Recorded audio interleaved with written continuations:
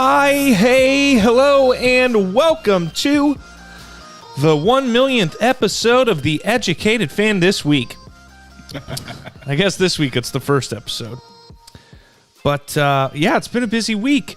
If you've been keeping up, we've been doing a lot for the draft, playing a little catch-up. Did a whole stream, 4.5-hour stream of the draft while we were watching. And that was a lot of fun. I got to tell you, Andrew, I am more than prepared to have a break, a normal length break this week, and record tonight and record next Sunday. Yeah, we've been very busy during draft season, but hey, it was a lot of fun. The draft definitely, I don't think it went the way we expected, for sure. But especially for the Colts, but never does. But I think it never does. You're right. Chris Ballard always has something up his sleeve.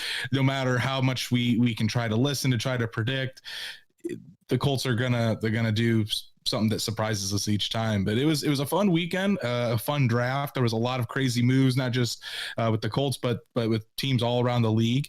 And I think you guys are gonna like our analysis of what Indianapolis did this weekend.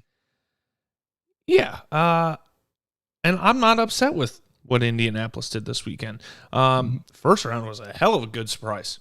Oh yeah, I mean, once Kwity fell as far as he did, I mean, I was like, we're gonna get him.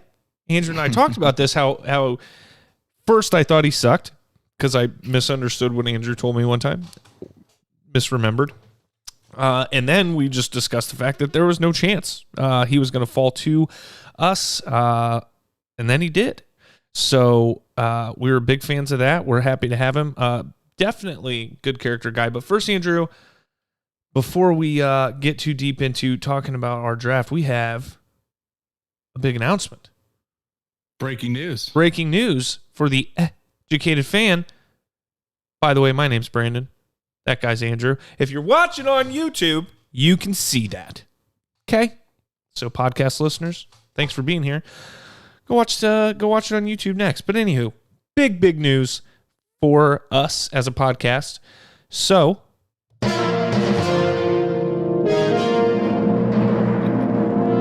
I give you our big news horns. I'm going to rename the button on here, big news horns. So the Educated Fan has been invited and accepted the opportunity to join the Fired Up Podcast Network, which means there's going to be a bunch of other podcasts with the Fired Up logo and tagged onto their name that do a weekly podcast, and we are the exclusive Colts podcast for this network. So essentially, if you're on Twitter, Instagram, stuff like that, you'll see other podcasts for other teams in our network that all kind of work under the same umbrella. It's no different than ESPN having, a bunch of beat writers for each and every specific team. This network is just more specifically geared towards podcasts, and we're going to be the Fired Up Colts podcast. We're the exclusive Colts podcast for the Fired Up Podcast Network, and I'm gonna use the pun. I'm fired up about it. It's gonna allow us the opportunity to do some collabs with other podcasts for other teams, and it's a big opportunity not only for us as a podcast, but also for all of our listeners, because we're going to be able to bring you more content, more experts from other teams. We're going to be able to get in different guests throughout even the off season and during the season that'll bring you Colts insider news. It's going to be a lot of fun. I think it's going to be something that really just takes our show to the next level, and I think you guys are going to enjoy it. Yeah, the goal here is to get more listeners, more viewers, and hopefully the reputation of the new Fired Ups Podcast Network helps to do that. That thing's gaining followers, that Twitter page, very quickly. You slap a podcast network on something, apparently everybody just starts following it. So very excited for that. Excited to check out some of the other podcasts on some teams that we care about. that I care about. I like other teams too a little bit. I'm a Colts fan through and through, but I like players. Fantasy football, I think, is the reason for that. I like to follow other players, or players that I hate, like Tom Brady. Might even listen to Tampa Bay one, whoever does the Tampa Bay Fired Up podcast. So go follow the Twitter at Fired Up Podcasts, and you'll see our stuff on there. We'll give some more information as the date comes closer, as June 1st arrives, where you can find some of our stuff and just everything that's going on. But we're excited. We're very excited. Essentially, you're going to see a logo change. We're still maintaining our educated fan tag and whatnot, but you're going to see a logo change and a title change, at least for the regular podcast. I don't know how it's going to work with YouTube and everything. We haven't quite worked out the details on our end, but it's exciting stuff. It's going to be fun. Now, draft recap. Colts 2021 draft recap. Andrew, let's do this backwards. Not totally backwards. I don't mean like start from round 7. I mean, typically we give a grade on something like this, like free agency at the end of discussing it. But let's go ahead and do a grade first, because we have some other things to talk about the draft itself after we go through the picks. Overall, how do you grade this draft for Chris Ballard and the Colts? We're going to be one of those podcasts that grades them before they even step foot onto the field. Just no. Overall, the way Chris Ballard handled the draft, I want to know how you think we did. We obviously don't know how these players are going to pan out, but we have guesses. I mean, don't sit here and act like you don't predict whether or not a guy's going to be worth a shit. Right. So, yeah, we're going to be one of those guys, I guess. I'm going to give the Colts a solid B, on the verge of a B+. I really like what they did. They attacked positions of need for this team. They went out and got arguably the best pass rusher in this entire draft class in Kwity Paye, a blue card guy through and through for the Indianapolis Colts. Their second round pick was also to address the pass rush, and it might have been a little bit controversial to some, but we'll talk about him here in a bit. And then we on day 3, we got guys of good value. We got a tight end that it looks like he's going to be able to stretch the field and play a position that Frank Reich desperately wants in this offense. We got some safety depth, like we talked about on our defensive preview, that would probably happen. We did address the offensive line. We got a wide receiver that's just a freak athlete, and a quarterback too, to add some competition there. So I think overall we got better. Now there is still that hole at left tackle, but we'll talk about that here in a bit.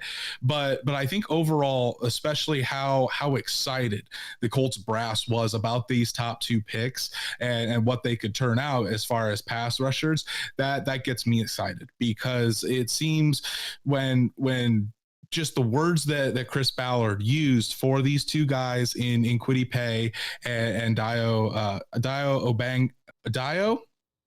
Odeyingbo. That's going to be a hard name for us, but we'll get Dayo Odeyingbo. Odeyingbo. But I give him a solid B, right on the verge of B+. What about you? I'm more B to B-. Okay. I'm backwards. Tyler also says first impression grade. Okay. See, we're allowed to have this conversation. But yeah, so I'd say B, B-. I really love the first pick. I think that was a great foundation. It's going to be hard to give us a bad grade. Being patient enough to wait for Paye to fall. And then being able to take him when he got there. I mean, there's no way in hell Chris Ballard thought he was going to fall down. Until I'm sure we got to a certain point in the draft, and Ballard was like, "Oh, this is going to happen. We're going to have this guy available." He's got to be in that gray area where that out of a few players that they were like, this guy's going to get taken at 21 if we could get him. But I'm not so sure that he's going to fall. He had to have been on a short list. And he ended up falling. So let's go ahead and move into Kwity Paye, Andrew. Let's talk about him. Kwity Paye is a defensive end out of Michigan. We got him in round 1, pick 21. High character guy. Andrew and I, Andrew sent me a video that was made about him and getting drafted and how he got to college and all that. Seems like an awesome kid. Oh yeah. As far as character is concerned, Chad Henry, the Colts Midwest area scout, said this guy's been doing it for a long time. He's been a scout for 24 years. And he said that Kwity Paye is probably in the top 5 guys as far as character is concerned that he's ever scouted before. That's big. This kid, if you don't know his backstory, it's absolutely phenomenal. It's just really incredible how he's even gotten to this point. So he was born over in Guinea, I think it is, over in West Africa. His mom was originally from Liberia and had to move out of Liberia during times of war. It was a civil war going on there, and she moved from Liberia over to Guinea to try to get Kwity and his older brother out of there. And they ended up migrating immigrating, I should say, from West Africa to Rhode Island. And even though they made it to the United States as his mom was trying to give them a better life, the area that they grew up in Rhode Island was not great either. It had a lot of gang violence, a lot of drugs, a lot of shootings in the area. But Kwity decided really young that he was just the way he is built. He was going to do this for his mom. His mom worked 3 jobs just so that way she could put food on the table for Kwity and his older brother. He ended up going to a Catholic school, Bishop Hendricken in Rhode Island. And he told his mom, if you send me here, because tuition for that school is $10,000 a year for high school. He said, if you send me here, I will go to college for free. And he lived up to that promise. The kid got straight A's all through high school. He got a full ride scholarship to Michigan for football, and he put in the work. And then once he got to Michigan, he had only had 1 B in his time in Michigan. He was a 3.97 GPA student. He was academic all Big Ten for 2 out of his 3 seasons there at Michigan. Just an absolute incredibly smart guy. And this guy goes, not only is he great in the classroom, but he produces on the field. He was second team all Big Ten his junior and senior years at Michigan. He was a team captain. He led the teams for tackle for loss. And this guy just ended up being an absolute monster on their defensive line. And it was awesome to see when the Colts drafted him Thursday night. They asked what it meant to do this for his mom, and he immediately said she's done working. She's retired. His mom will never have to do lift a finger in her life because of what he's done. And it's a great story to hear. And it's somebody that you respect, and he's a blue card guy through and through. Yeah, I think they said his mom wasn't even able to go to any of his games throughout the 4 years he was in high school because she was working so much. Right.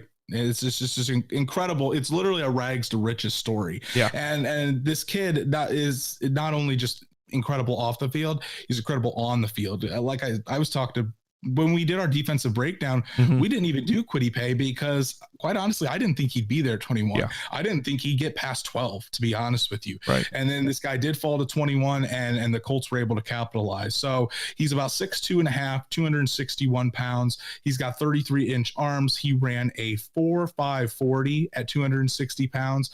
But this is where you can see his athleticism. The 3-cone drill, which we talked about, is one of the biggest drills for defensive linemen, just to show their explosiveness and their get off. Kwity Paye's 3-cone drill was faster than Tyreek Hill's 3-cone drill. That is so insane. If you haven't seen the video yet, go onto Twitter or go on the internet, search for Kwity Paye's 3-cone drill. It's incredible how fast this kid flies.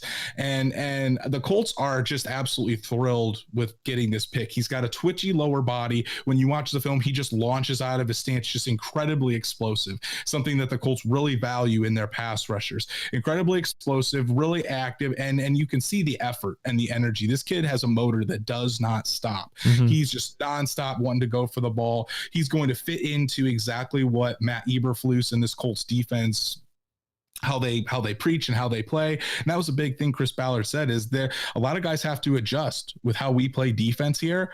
Kwity's not going to. He's already plays at that level. So, and obviously he is still a little bit raw. He does have little underdeveloped pass rush moves, but that's where Brian Baker comes in. That's where Robert Mathis comes in. That's where even Dwight Freeney. The Colts put out a video where Jim Irsay called up Dwight Freeney when Kwity was there. Yeah, that was cool. And he had Freeney talk to Kwity for quite some time. And Freeney said, anytime you need me, just call. He already said that he's going to get together with Robert Mathis and start working right away. The Colts have big plans for this guy. They see that this guy is potential to be on the same level of Dwight Freeney and Robert Mathis and be one of the great pass rushers for the Indianapolis Colts. And Chris Ballard said it. This was one of the easiest picks I ever had to turn in. He doesn't say that often. He said that about Quentin Nelson, and that was about it. So you can tell how excited the Colts are to have this guy, and Colts fans should be just as excited to see what this guy can do when he's donning the horseshoe on his helmet. Yeah. Andrew, in before we get into the second round pick here, just because this is where, we would have thought, hopefully, ideally, would have maybe been getting a left tackle, especially with how deep the draft was, right? Mm-hmm.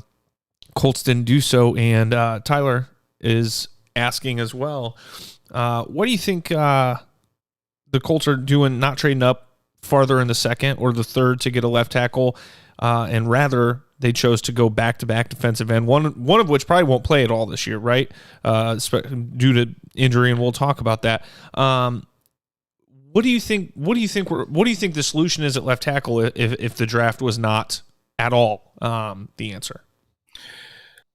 So yeah, I mean, aside from Ballard loves his picks, we already only had 6, and moving up, I mean, damn near wasn't an option realistically, but. Right, and that's kind of where I want to talk about this. Number one is Ballard, but there wasn't a chance in hell Ballard was going to trade up, just because we didn't have that many picks this year. Mm-hmm. We didn't have that ammunition that we normally do to trade up. And here's another thing. I mean, the Colts are going to go best player available each time. So even though Kwity Paye and Christian Darrisaw were both sitting there at 21, I think the consensus for even us is that Kwity Paye was better than Christian Darrisaw. Oh yeah, we thought that Christian Darrisaw would be in that range. We didn't expect Kwity Paye to be in that range. We were just getting excited that Darrisaw was falling, and then all of a sudden we were like, hey, you know who else? Kwity Paye's still available. What's going on here? Exactly. So the Colts are always going to go best player available, and Chris Ballard talked about this. Mm-hmm. He said, if you draft for need, there's a chance you're going to create a hole at 2 positions, because number one, you're going to overdraft a guy and he probably won't pan out as what you think. And then number 2, if you pass up on a guy with great talent, eventually you're going to have a hole at that spot too. So that's why best player available. And you will see that the teams that do win a lot of games, the teams that are constantly competing, they're going to go best player available. So I think that had something to do with it. And then Ballard, after the draft was over, he said, I honestly don't think the Colts really liked this tackle class that much. He said there were some guys that were prototypical left tackles, but most of the guys in this class, I don't know if he even saw them as left tackles. We saw a lot of these tackles that were drafted, even when we were looking through like what Dane Brugler wrote in The Athletic and different other scouting guys. A lot of them said that they weren't left tackles, but more right tackles. And Daniel Jeremiah said as much. Almost all these guys that were drafted, I was listening to his analysis, and he almost said this guy can come in and start at right tackle. There was hardly any of them that he said they'd be good left tackles. Sure. And I think that's what the Colts were thinking as well. They're not going to just pick a name and plug it in there, because even if you draft a guy, it's not a guarantee he's going to work out. Right. And then I also think that the Colts are a little bit higher on Sam Tevi than maybe the rest of us. They think that, well, they've got 4 great offensive linemen. They've got a future Hall of Famer in Quentin Nelson. They also have a more mobile quarterback. More mobile than we did a year ago. A Pro Bowler in Braden Smith, a solid starter in Mark Lewinsky. Sam Tevi has started a lot of games in this league. Now, is he going to be great? Probably not. Is he going to be Anthony Costanzo level? No, absolutely not. Absolutely not. But I think the Colts have confidence that when you put Sam Tevi next to Quentin Nelson, that's going to raise his level of play. And there's still free agents out there. Yeah. Zach Kiefer, I saw him tweet out. He said, "Don't be surprised if the Colts bring in a veteran left tackle here in the next couple weeks, because now after the draft, any free agent the Colts sign does not impact their 2022 compensatory picks. So they'll be able to go out and look for guys of higher value, such as there's an Eric Fisher still out there, even though he's coming off of the Achilles injury. There's a chance he plays this year. Yeah. There's a Russell Okun that's still out there. Alejandro Villanueva is still out there. All these guys can play left tackle. So, I mean, I know the Colts are looking into some of those guys and they're keeping an eye out on the open market, but they've still got time. And if not, I think that the Colts have confidence in Sam Tevy, and we just got to give him the benefit of the doubt and see what Sam Tevy's got then. Right. And like I pointed out, Carson Wentz is much more mobile than Phil Rivers, obviously. So missing a left tackle for Phil Rivers probably increases, your worry by 50%, whereas just missing a left tackle with Carson Wentz might increase your worry by 10 to 15%. Carson Wentz was running for his life because his whole offensive line stunk this past year and the year before that. So, I mean, with this offensive line that he's going to have, just knowing I might get some pressure coming from the left side every few plays is not as bad as just running for his life from every hole. Let's move it along to the second pick, Andrew. By the way, Tyler and Vonda do say congrats on the Fired Up Podcast Network. And apparently Tyler says they got 4 first-round prospects in the first 2 rounds. So good for the Dolphins. Never heard of that happening, but they're not bad in the draft. So we'll see. Andrew, pick number 2. Let's see here. We have Dayo Odeyingbo, or as I like to call him, Oh Dang Bro. And here he is. Defensive end from Vanderbilt, round 2, 54th overall pick. And Andrew has been telling me that he's ready to talk about this guy's film.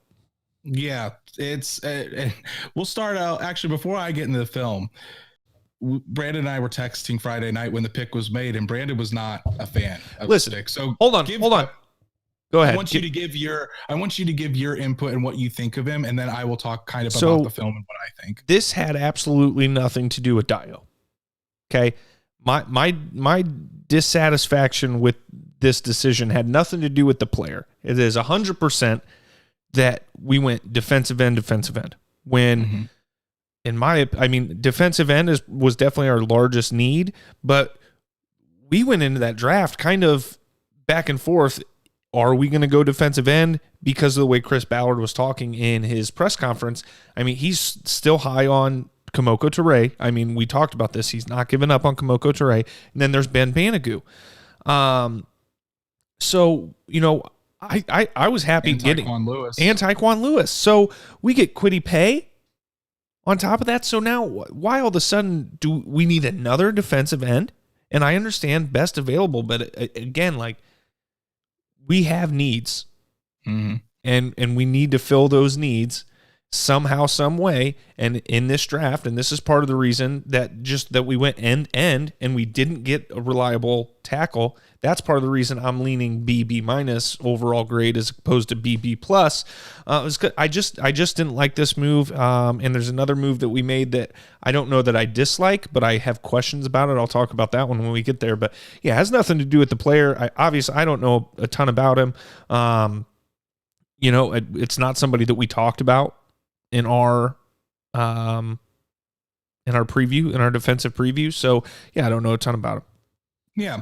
And I think you're absolutely, I think that viewpoint it's not unfair. I mean, the Colts didn't get a left tackle and we thought they needed to, but I think this was best player available. And I think what makes me more confident about it is just how excited the Colts were about this pick. Real quick, sorry, I know you're right in the middle of it, but I'm going to forget if I don't say it. The other thing is we talk about the Colts being a team that, especially before this draft, is worried about medical.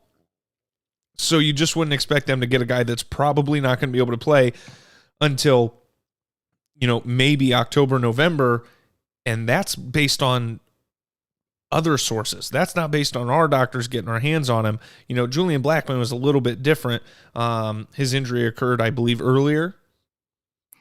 His injury occurred at the end of December. This guy's was middle of January. Okay, so a little earlier, not a huge difference, but I don't know. It's an out of character pick. Carry on. Sorry.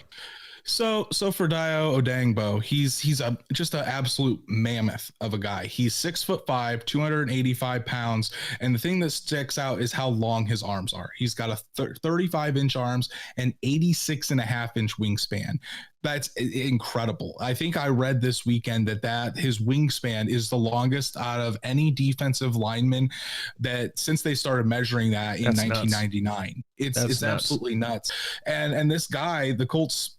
Morocco Brown, the Colts director of college scouting, he gave this guy the nickname called the Human Hurricane because at Vanderbilt there were times where he was double or triple teamed and this guy came out and he would just wreck the game. Now, the big injury is, yes, he did tear his Achilles right before the Senior Bowl. But before that, the Colts and Chris Ballard said they had a first-round grade on it.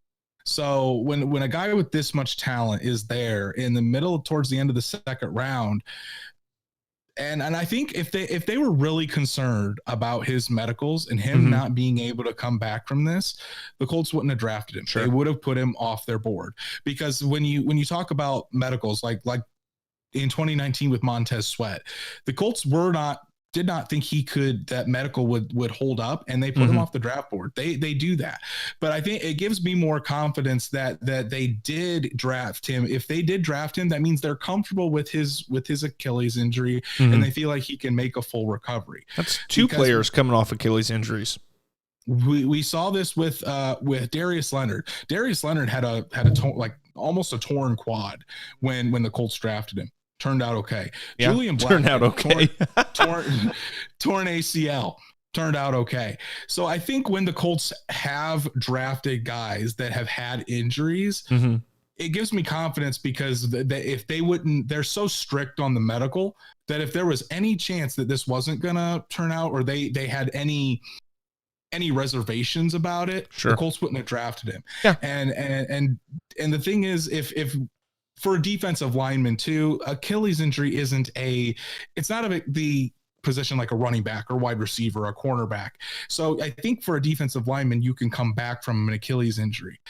Now, will he come back this year and contribute? Probably not. We're probably looking at a redshirt year, or if he comes back in, it won't be till October, November, and he'll probably still be getting his legs under him by the time the season ends. But this pick is for projection. They think that this guy can come in and be the Danico Autry role. He can play left end, and that's where he's primarily going to play. They want to put him at left end. But then on like passing third down situations, if they want to put like Kamoko Toure on the end and Kwity Paye on the end, they can put this guy inside to rush next to DeForest Buckner. Right. So I think that does make it a little different when you look at, they went DN. But this guy's Kwity Paye is on the outside. He's an edge rusher. He's going to go mess things up. This guy is more, like you said, like a Danico Autry role. He's right at that size that could, is a big guy and would make an okay tackle, but he's small enough and fast enough to go out on the edge too. So he's got the body type of DeForest Buckner, to be honest with you. He's like 6'5", 6'6", 280 pounds, really, really long arms. He's kind of like that mold. So he can play left end. He can play three technique if DeForest ever got injured. You can put him beside DeForest if you want to have Kwity Paye and Kamoko Toure on the outside, pinning their ears back and go get the football. So I think this pick and watching the film really settles you in. This guy's a good player. This guy's a baller. And I think the reason he was dropping is just because of the injury. They had a first round grade on him. They said if he would have came out in 2020 last year, he was very similar to Javon Kinlaw and could have been drafted in the first round then. So it is a risk. I'm not gonna sugarcoat it. It's a risk. This guy could not be able to come back from his Achilles injury, but I think it makes me more confident that the Colts were sold on him and took him because of how strict they are with the medicals. Right. I mean, again, I had no opinion of the player after listening to you talk, and we kind of had a conversation about him. That's great. I hope he works out, obviously. Just again, I just thought there were other needs in with a second round pick, especially not having a third round pick and not having enough juice to be able to trade up for anything later. So just didn't. I'm not. Listen, I'm not Chris Ballard. I'm not as smart as that man, and I'm not going to sit here and say I'm right over him. I'm the observer, and my observation and opinion was not a positive one around the decision to go defensive end again. But that's high hopes for him, obviously. And that's valid. And I think what also contributed into that is right before the Colts pick, there was a run on offensive tackles. Now, do the Colts love some of those guys? We'll probably never know, honestly. But see, like the first till we get Chris Ballard's binder. After the season. The 6 picks or so before the Colts, I think 3 or 4 tackles went off the board. Yeah. If those tackles are there at that time, we could be having a completely different conversation, but we'll never know. Never, ever. All right, Andrew, just so you know, Mike Vick ran a 4.72 at the age of 40. Just, I don't know if that was at the draft or run. Was it the run rich run? Okay, there we go. He ran a 4.72, and that is he's 40 years old. You still got some juice. Really fast guy who was fast some time ago is also fast now. Thank you, Zach. Okay, pick 3. Pick 3, 4th round. Okay. Tight end. Go ahead and show the people who we got in the 4th round. Well, I was flipping it over there, Andrew. 4th round, pick 127 in the NFL draft. We got Kylen Granson, tight end from SMU, and everything I'm hearing about this guy is, pass catching tight end, athlete. This is another guy we didn't really talk about. Did we talk about tight ends? Did we do tight ends? We did. We did. We didn't talk about Kylen though. Definitely not Kyle, but. You know what? We thought last year was going to be a year for a tight end to get drafted finally. We were wrong, and I feel like tight end being drafted this year was a surprise, and I'm happy with it. So I think it wasn't a surprise to me. I think the Colts wanted a pass catching tight end. They've been talking about this all off season, and this is where they're making the pick. So Kylen Granson out of SMU, he's a little bit undersized. He's only about 6'1.5", 241 pounds, but he's there to be that pass catching tight end, that F tight end in the offense that Frank Reich wants. The guy ran a 4.63 40. He's got a decent vertical jump, 36.5 inches. And when you turn the film on him, he can really separate. The dude gets open. He was a former wide receiver at Rice for 2 years before he transferred to SMU, and over the past 2 seasons at SMU, when he was a tight end, he had 78 catches. He had over 12,000 yards receiving. Or not 12,000 yards, 1,200 yards receiving. And good for him, 12,000. The kid had 14 touchdowns. So the kid produced. Now, something that you heard on both broadcasts, they were saying that drops were an issue for him, and when I looked at his stats, drops weren't really an issue. There was one game against Cincinnati where he had 4 drops, and he admitted that to Colts scouts when the Colts scouts were talking yesterday. He was very upfront about it. Said that was a bad game.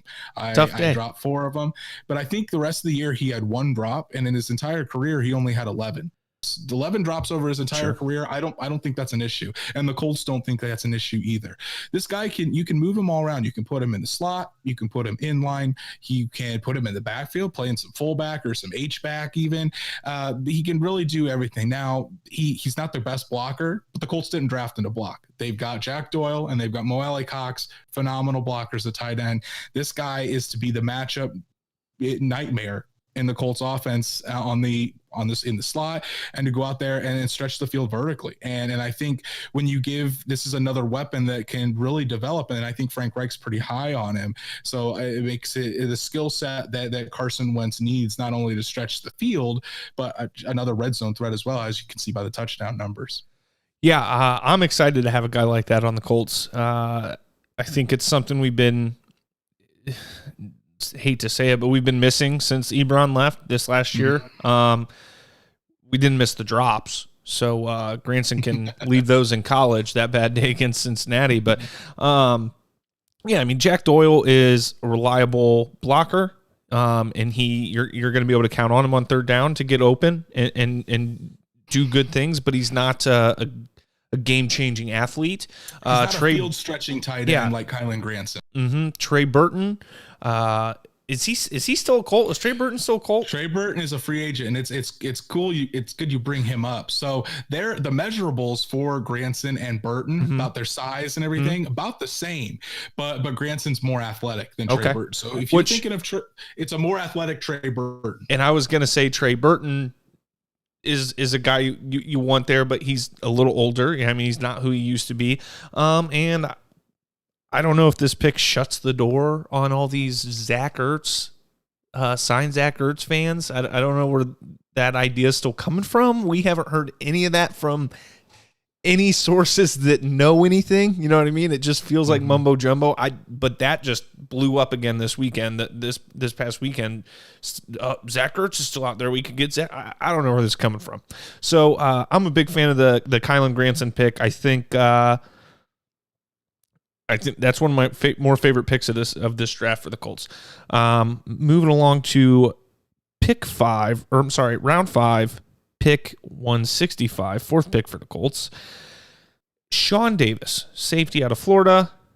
Not the position in the secondary I thought we would go after, but Andrew did. Him and I disagreed on that leading up to the draft. We're open about that, and that's fine. And Andrew's right. We went after a safety.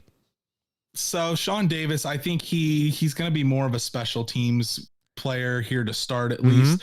The guy's got great ball instincts. He led Florida in interceptions the past 2 years, and he's made some crazy. The Colts love. Yeah, he's got his nose for the ball, and the guy's a very willing tackler. You watch his film, and he's very aggressive with his tackle. He's always trying to lay a big hit on somebody, which can lead to some missed tackles, but he wants to go and make plays. So like I said, I don't know how much of a role he'll have in the defense to start, but I think he can play pretty well on special teams. Yeah, I imagine special teams is where he'll start out for sure. But you know what? We thought the same thing with Julian Blackmon. We didn't think Julian Blackmon was going to be playing, and then he grabs a couple of interceptions, game-saving tackles at the end of the game. So he capitalized in his moment. I think Blackmon was 5th or 6th round, wasn't he? 4th round? Third round. Oh, was he low? Overall. Okay. I was thinking he was a little lower, but either way, you just never know with these later round picks. But yeah, I'm excited to see if he does anything on special teams. He like a big hitter on special teams too. Yeah. So now here's this next pick, Andrew. I don't know how I feel about it. All right, let's just say it. Round 6, pick 218 of the NFL draft, 2021, Sam Ehlinger, quarterback out of Texas. Now, I don't know anything about this guy. Okay. Got a good hook 'em pick here, Andrew. You'll see when you watch it tomorrow. I like this pick for the Colts as a team. Okay. Everything I've heard about this guy has been positive. It was either Chris or Frank that said, whatever it is, this guy's got it. It was Chris. Which is high praise from Chris Ballard for a 6th round draft pick. Okay, so that is exciting to hear, I suppose. And I'm excited for Jacob Eason to have some competition for the backup role. I think that is important. I want that kid to keep feeling like he needs to get pushed too, and not just like he's being handed the backup role, which we thought that was important for him to be pushed from the time we drafted him. We talked about that with him early on. My problem with this pick is we just went and got Carson Wentz, whose ego is called what it is, fragile.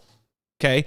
He just went through this issue in Philly with a quarterback getting drafted to be under him, which granted, Jalen Hurts was a higher draft pick, not a 6th round pick. And Carson's got to understand that. The question is he going to understand that or not? Because we can't have this guy's confidence being shaken already just because we draft a guy in the 6th round.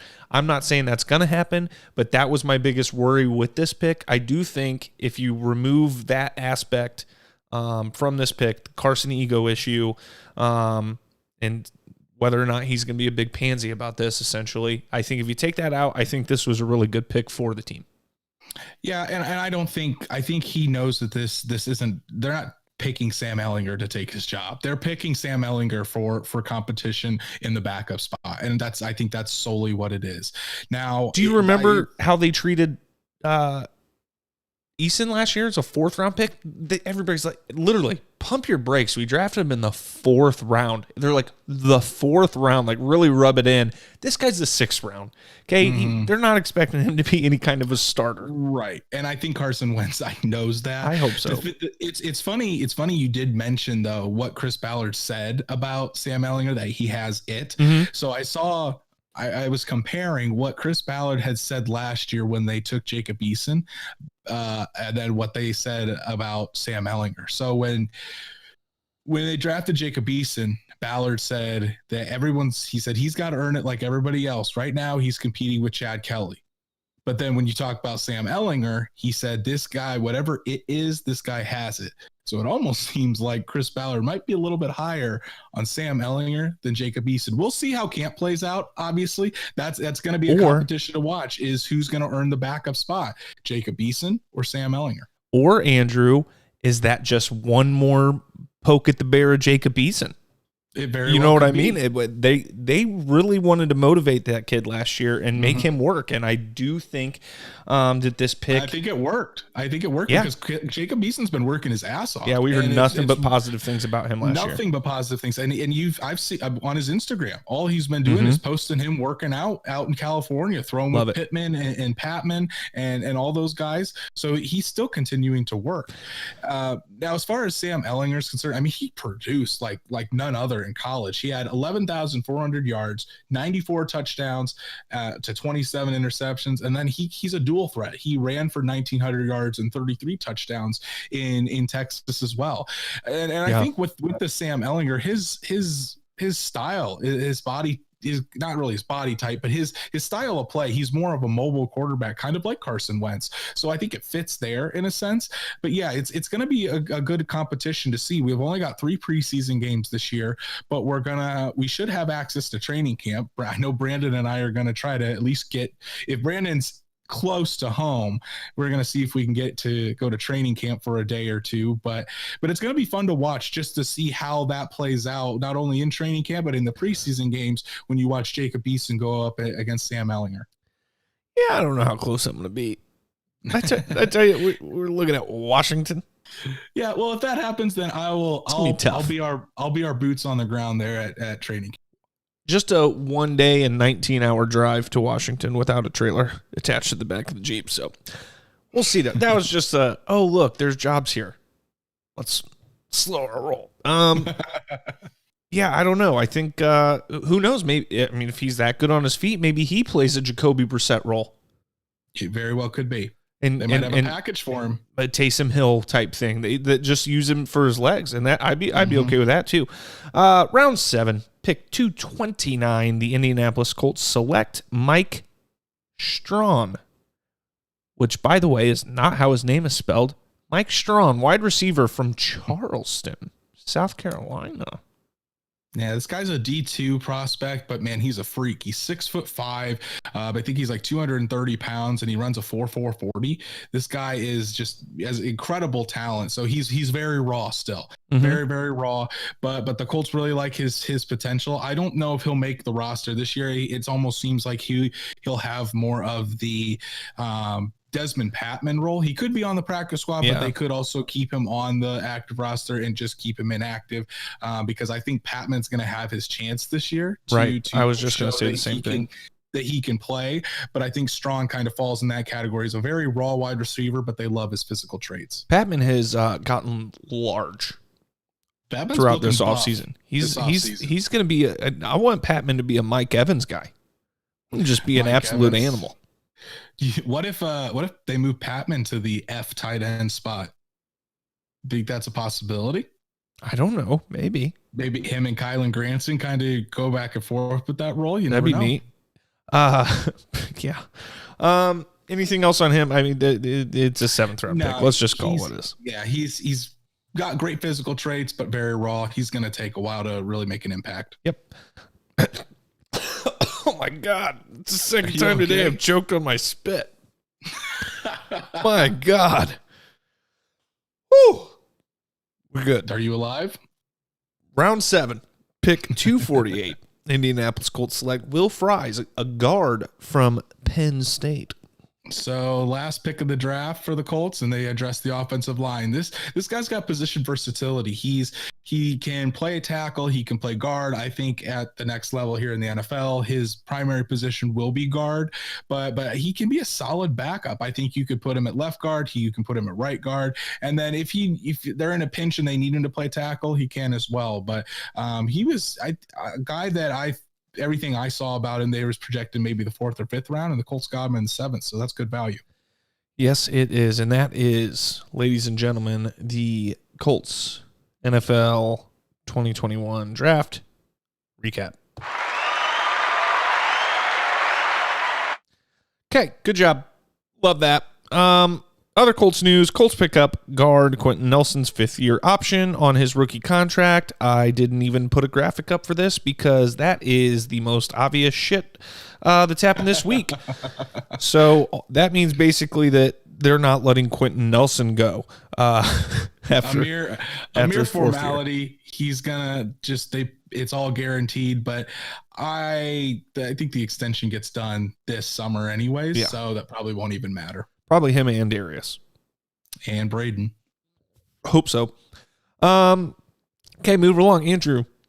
The final episode, only the 3rd episode. It's not the final episode. There's still more to come. This year. There's another episode. Yeah. Of a recap. Okay, fine. I'd be happy with a 4th episode, but I was not happy with the lack of episodes this year. But okay, fine. One more pick, one more episode. I'll take it with the next pick, episode 3. Not a whole lot really to talk about in that episode. It was really more nerd candy, if anything. A lot of kind of behind the scenes stuff. The one thing that stood out to me that I thought was cool was how much Frank was in it, and they kind of really showed Frank's side of the draft and the impact he has on the scouting room, and just basically he's in there essentially thanking them for doing such a hell of a job, especially with pulling in high character guys. But he just talks about the importance of that, and I thought that was an interesting thing in this episode. What stood out to you about with the next pick, episode 3? Yeah, so I remember earlier when you were asking me if the coaches are involved in that, and really that kind of shows that while the scouts are in there for 12-hour days, but the coaches are just as involved. The scouts give them film to go over. What do you think about this player? And it's kind of led up, obviously, by Frank Reich. So Frank Reich is in there with those meetings, but he gets the film, and if he needs to send it to like the quarterback coach Scott Milanovich or offensive coordinator Marcus Brady, or if it's like a defensive line prospect, they'll give it to Brian Baker, the defensive line coach. So that was cool to see. But just kind of people, I think they think that the scouts go in there, they talk a little bit, but these guys put in for 3 weeks straight, it's 12-hour days. Yeah. And these guys are breaking down film all 12 hours. And they're fighting over these guys. They're fighting over these guys. I mean, it's not all just like, oh, this guy's good, this guy's not. They battle each other. They test each other on it. Like there's some intense conversations. And I almost wonder, because there was a line in there where Chris Ballard said, if he's there, we're going to take him. He's too good to pass up. What if he was talking about Kwity Paye there? Because he was talking about this guy. This guy said this guy's got too high of a character to pass up. That's Kwity Paye. So you never know. But it's just being able to see the behind the scenes of those conversations, because it's not just like, this guy's okay, this guy's good. They dissect every single thing about this guy, and they have to have tough conversations about each one, because the Colts, we've talked about this ad nauseum. The Colts are very Andrew's favorite word. they're very particular about who they allow to stay on their draft board. While 200 some guys are taken, the Colts only have about 175 draftable guys every year, 150 to 175 guys. So it's a pretty elite group, and you got to be very special to be on their draft board. So I thought it was a good episode, good behind the scenes look. I love the beginning. Chris was on the phone with one of the area scouts. I think maybe the West Coast guy that I assume isn't in the draft room with him. Chris McGaha. Yeah, he's like, I'm dying for you in here, man. I need something from you. He's just talking about like he's trying to stand up for this guy's one of these guys he's scouting, and he's run out of fumes. He needed some help defending himself. So that was funny, but I think that's it on the Colts today. A little bit of NFL news to cover, Andrew. Obviously, the Indianapolis Colts were not the only team to draft. Let's talk about, I know I'm going out of order here, but let's talk about the draft a little bit here and some other storylines in the draft. I personally, Andrew, was shocked by the Bears' choice to jump up and go after Justin Fields. Yeah, because I think you don't like Justin Fields. You think he stinks. Not a big fan of Justin Fields. Justin Fields was my one-hit quarterback. I think if you put the pieces around him, I think he's going to have success. And credit to the Bears for jumping up and going and getting their guy. Honestly, I couldn't believe the GM let him do it. He got or not the GM, whoever the hell tells Pace what to do. The Bears owner. Yeah, but isn't there like a vice president or something? I don't know. Either way, yeah, Bears. Either way, I can't believe they let him do it. The full decision maker, and they really like Justin Fields, and they went up and got him. And I think this is kind of Ryan Pace and Matt Nagy's last stand. Like they knew they had to go. Andy Dalton's got to be pissed. They weren't going to win with Andy Dalton. I mean, Andy Dalton's a good guy. He's not taking you to the playoffs. He's just not. I mean, you saw took the Bengals to the playoffs 5 years in a row. Okay, that was 5 years ago. So you got to think about what he did last year with Dallas. I mean, it just wasn't great. So you're gonna get Andy Dalton in. I think Andy Dalton will start the season. I don't think he's not going to finish the season. The Bears want him to play all year and then have Justin Fields take over next year. But I think this is more of a situation with like Justin Herbert, where it's going to try to start like that. But by about maybe the fourth to fifth game in, you very well could see Justin Fields taking over. You're not going to see Justin Fields win an offensive rookie of the year, though. That's for damn sure. Jaguars end up, Andrew, getting Trevor Lawrence, which we obviously knew was going to happen. And then the surprise, they got Travis Etienne in the first round. Did not expect that. Don't quite understand it because they've got James Robinson. But, I mean, they seem very excited about that. I think what they wanted to do is they wanted to have some familiarity with Trevor Lawrence, and he loved Travis Etienne. But the thing is, I mean, the bell cow running back system in the NFL is pretty much done. Right. I mean, and if you do have a running back like that, I think Dak Prescott was the end of that. Dalvin Cook, maybe. Yeah. So did I say Scott? Zeke Elliott, okay. Sorry. So yeah, but like Christian McCaffrey, Zeke Elliott, like Saquon Barkley, those guys seems like they get banged up a lot. But then when you have like a team like the Colts with Jonathan Taylor, Marlon Mack, Nyheim Hines, the Browns with Nick Chubb and Kareem Hunt, those are the ones that are sustainable because the running backs aren't having to carry the whole load. Yeah. I noticed a lot in this draft that they were pairing quarterbacks with their old college wide receivers. I mean, starting with pick number 5 with Joe Burrow and Jamar Chase, and then Tua Tagovailoa and Jalen Waddle. Yeah. There was multiple instances where they were pairing up their old college quarterback with college wide receivers, and it happened multiple times in this draft. It was just kind of a weird thing that I saw happen, and the Jags did it with their quarterback and running back. The Jets did indeed go with Zach Wilson, and the 49ers shocked us all throughout the day. The odds were shifting from Mac Jones being the favorite to be the third overall pick to Trey Lance being the favorite, and Vegas was right. Trey Lance went to the 49ers. They got themselves a hell of an athlete. Yeah, they really did. And I had said before that I thought they were going to go Mac Jones. I would Trey Lance. And I think the 49ers made the right decision going with Trey Lance. So I think he's in a perfect spot to learn behind Garoppolo, learn in that Kyle Shanahan's offense where they can really exemplify Trey Lance's strength. And I think the 49ers in the end made the right pick. And then Mac Jones gets picked by the Patriots. I think that's probably, aside from Trey Lance, I think out of Trey Lance, Justin Fields, and Mac Jones, I think Trey Lance would have been Bills' number one, but I do think Mac Jones would have been Bills' number two, just to Bill Belichick, because of him being a player under Nick Saban. He's going to be one of the more higher disciplined guys. He's also, everybody keeps talking about how he's probably the most NFL ready and the smartest out of the group, even though I have heard that maybe Trey Lance might be the brighter of the two. But he was saying on stage to Goodell, this is what I wanted the whole time. Hey, man, no, you didn't. You're a fucking liar. You wanted to be drafted number 3, go play under Kyle Shanahan, who everybody loves playing for, who's a lot more fun than Bill frickin' Belichick. You didn't want to get drafted 15th overall and go play under the biggest hard ass of a coach in the NFL. Period. The end.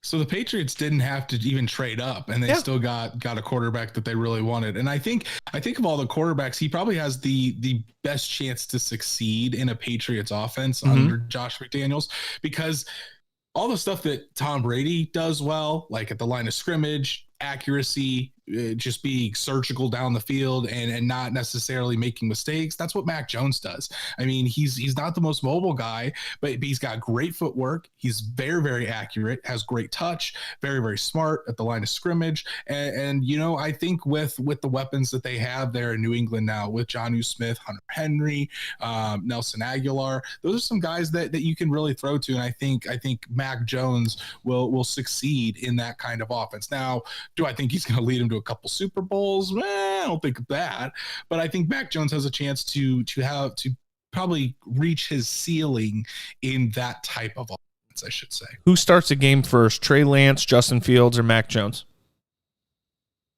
Oh, that's a good question. My vote would be Trey Lance. I don't think Jimmy's going to be. I think Trey Lance starts week 1. Interesting.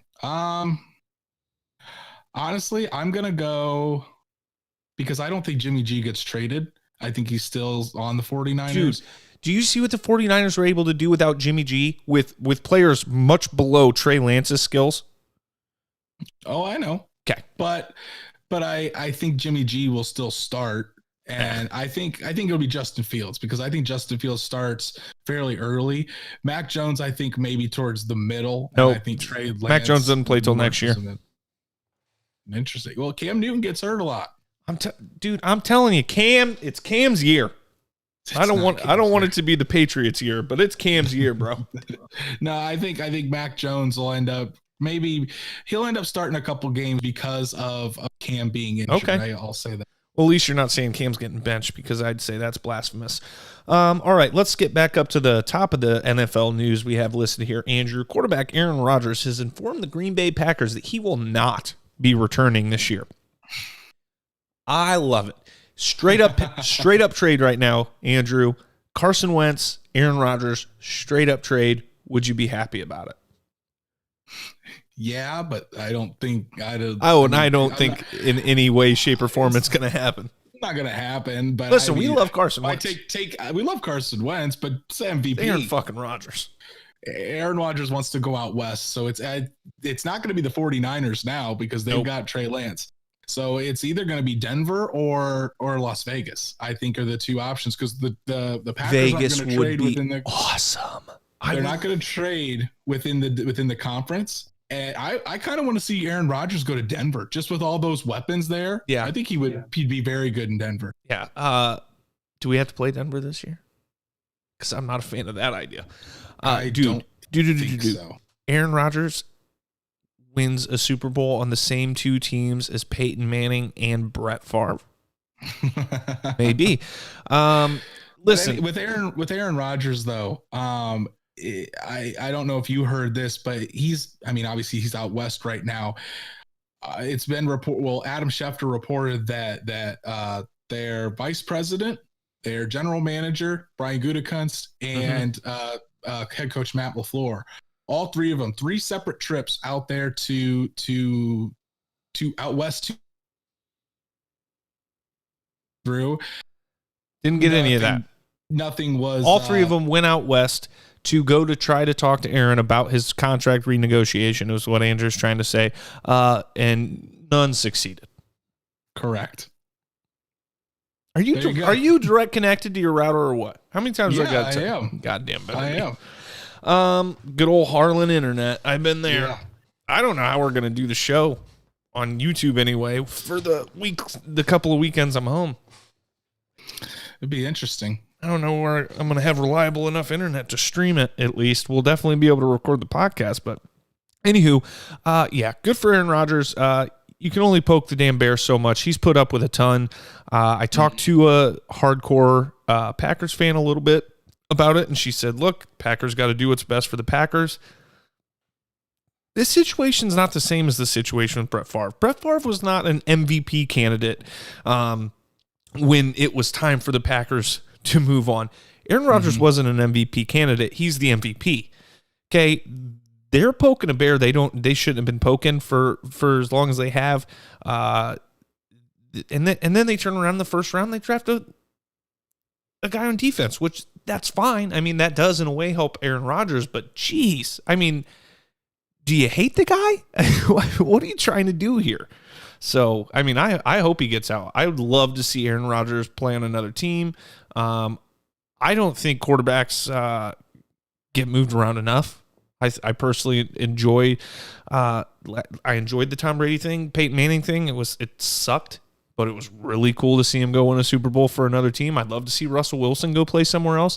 I want to see a power shift in the NFL, and we've talked about that happening. It's happening right now, and I want it to go full swing. I want the players to take control. We've seen it more this offseason than any other, where star quarterbacks are making their voices heard when they're not happy with their contract situations, and it's pretty interesting to see just how many star quarterbacks are finally starting to voice it out, with Rodgers, Deshaun Watson, Russell Wilson. I'm wondering if this is going to be the start of a trend. Maybe. Panthers trade quarterback Teddy Bridgewater to the Broncos for a 6th-round pick, and later that day, the Broncos hear Aaron Rodgers wants to get out of town and move westward. So they were going, fuck. Fuck. But as of right now, he's not, because the Packers aren't. So what I've heard, or what's been reported, is that Drew Lock and Teddy Bridgewater split the reps 50-50, and it's going to be a true competition to see who's going to be the starting quarterback of the Broncos. We kind of talked about this real quick on Aaron again. Somebody asked here, do you think Aaron just put himself in the same boat Brett put himself in? I think Aaron Rodgers saw how the Packers fan base reacted to the way Brett left town. I think Aaron made sure to set it up in a way that made himself look like the good guy in this situation, and the Packers look like the assholes, and I think he did so successfully. And the thing is, if he's not happy and they don't trade him, it's been reported that him retiring and going and doing general time, that's a real possibility. Yeah. And even if he does, he'd have to pay back like $11.5 million of his signing bonus for the next 2 years. That's not a problem to him at all. No, that's not gonna probably not even a year's salary for Jeopardy. He's got plenty of money. I mean, his fiance is a movie star too. They aren't hurting for money. That's nothing to them. It's either you get him out of there, or him retiring is a very real possibility. Right. A lot of 5th-year options picked up this weekend. Not just Quentin Nelson's. The Bears pick up 5th-year option for linebacker Roquan Smith. Broncos defensive end Bradley Chubb. Both of those are pretty big duhs. Buccaneers defensive tackle Vita Vea. Chargers safety Derwin James. He's awesome. 49ers offensive tackle Mike McGlinchey. He's probably good. The Colts actually reached out to the 49ers earlier this offseason to see if McGlinchey was available. So McGlinchey played left tackle at Notre Dame when Quentin Nelson was there. So they're pretty close. Yeah, and that offensive line, when they're all healthy, is also a very good offensive line. Giants, 49. Giants running back Saquon Barkley. People forget that he exists, apparently. Lions center Frank Ragnow. Packers cornerback Jair Alexander, good corner. Panthers quarterback Sam Darnold and wide receiver DJ Moore. So they did pick up his option. They said they were gonna kinda they're all in on Sam Darnold over these next 2 years. I really believe that. Good. I think that's a good option. He's got some weapons there, including DJ Moore. Ravens, quarterback Lamar Jackson, Steelers, safety Minka Fitzpatrick. I mean, this is just a list of some just awesome players. I mean, obviously. That 2018 draft class is just filled with incredible players, just stacked. And the Washington football team pick up defensive tackle Darren Payne. Another good player. So that 20, I just can't. You're absolutely right. Reading those names, that 2018 draft class is stacked, and that does not even including like Darius Leonard and Braden Smith and other guys outside the first round. Yeah. Forgot one more. Buccaneers did re-sign Antonio Brown to a 1-year, $3.1 million deal. And Cowboys linebacker Sean Lee has retired. Yeah, Antonio. Well, let's start with Antonio Brown. There was a chance that he wasn't going to be back, and of course, the Buccaneers sign everybody back like it's nothing. Sean Lee, great player, just couldn't stay healthy. Pulling a lot of money out of their asses over there in Tampa Bay. Yeah, they are. I hate it. All right. I think that's it. Socials there on the screen. Y'all know what to do. Go follow us. Like our stuff. You're pointing the wrong way, pal. There you go. I can't see the screen, so I know. Just kind of guessed. Follow us on Twitter, Instagram at The Educated Fan. That's at TheEducatedFan. Facebook, just our name. If you don't know how to spell it, go look at the podcast instead of the YouTube, and you can see our logo. You're going to see some changes with this whole Fired Up podcast network. We're not 100% sure how our social media is going to work yet. We're not 100% sure if we're going to be double posting episodes to the Fired Up network and our own. I don't know. We'll see.